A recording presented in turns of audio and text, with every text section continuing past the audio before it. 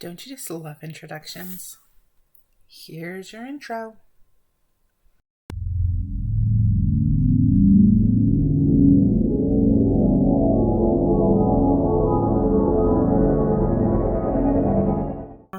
And welcome to Gothiture, where we talk about dark romanticism and Gothic literature. I received my master's in 2019, specializing in Gothic literature, and now I'm going to share that information with you. The first question we're going to consider is, what is Gothic? When we think about Gothic, we're not talking about the subculture, dark clothing, or music. We are talking about stories that were written mostly in the 17 and 1800s that take place in or near buildings with Gothic architecture, hence Gothic.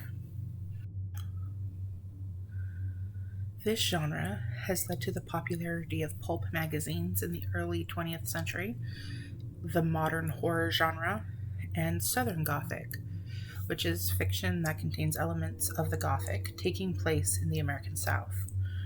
We will go into that a bit more probably in another video. According to most scholars, the first Gothic novel is Horace Walpole's The Castle of Otranto, written in 1764. Although some scholars believe the genre technically started earlier than Walpole, it just got attention with Walpole.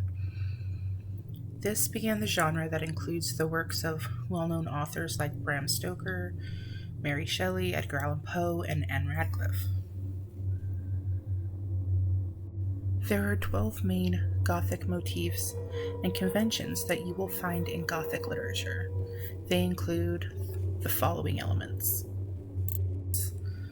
a castle, preferably haunted, ruined buildings, dungeons, underground passages, crypts and catacombs, labyrinths, dark corridors, and winding stairs, shadows, a beam of moonlight in the blackness, a flickering candle, extreme landscapes, rugged mountains, thick forests, omens and ancestral curses, magic, supernatural, or the suggestion of the supernatural,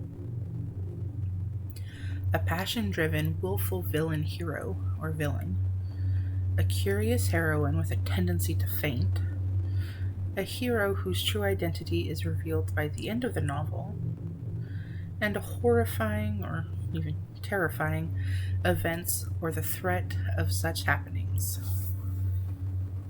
Now, there is a difference between terror and horror in this case.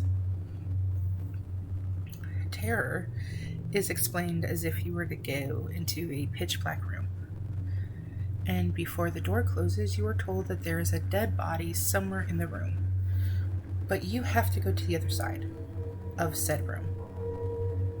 You're now in a panic because you may stumble upon it or touch it, but you get to the other side relieved that you made it through without touching anything.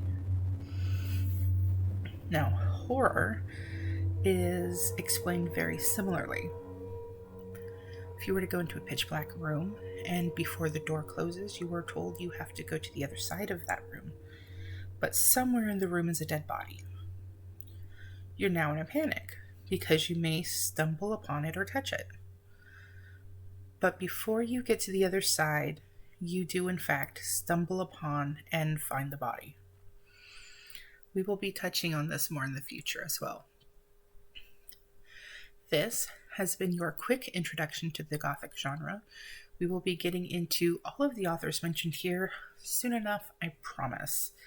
If you've enjoyed this video, please be sure to like and subscribe to the channel and let me know in the comments what kinds of things you're interested in hearing about.